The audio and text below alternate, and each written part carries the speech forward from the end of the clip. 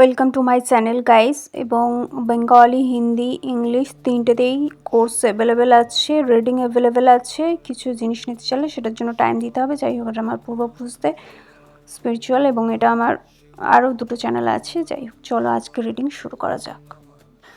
এখন তুমি যে দুঃখ করা সেই অভ্যাসগুলো ছেড়ে দিয়েছো। কেউ যদি অন্যায় করে সেটা মুখের উপর সাহস করে বলতে পারছো, আগেও বলতে পারতে, কিন্তু সেটাতে তুমি অনেকটা হাইপার হয়ে যেতে, বা ব্যালেন্স যেটা বলে সেই ব্যালেন্স করে যে বলাটা, মুখের উপর কাউকে বলাটা সেটা খারাপ জিনিস নয়, কিন্তু সেটাতে নিজের ব্যালেন্স হারিয়ে ইমব্যালেন্সড হয়ে যাওয়া সেটা খারাপ। এখন তুমি বলছো, ব্যালেন্সড করে বলছো, অনেক সময় বলছো না, কাজের ক্ষেত্রে ইশারাতে সেটা বুঝিয়ে দিতে চেষ্টা করছো।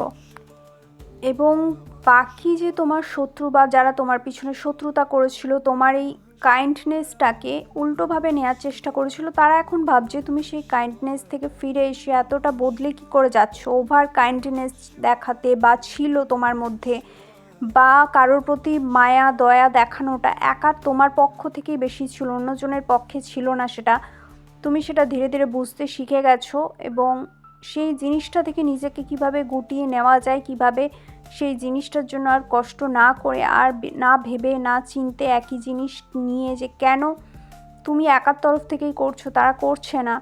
দেখো, তোমার মতো মানুষ তুমি আরও পাবে, কিন্তু সংখ্যা সেটা কম। যে করছে না তাকে তো জিজ্ঞেস করলে বা বললেও সে বুঝতে পারবে না। আম গাছে তো জাম ফলানো যাবে না, সেই জিনিসটা তোমাকে বুঝতে হবে। এবং তুমি খুব শিগগিরই সেটার মধ্যে আসতে শুরু করেছো, নিজেকে বোঝাতে চেষ্টা করছো। স্ট্যান্ড অন্যের জন্য নয়, নিজের জন্য যে নিতে হয় সেটা তুমি বুঝতে শিখে গেছো।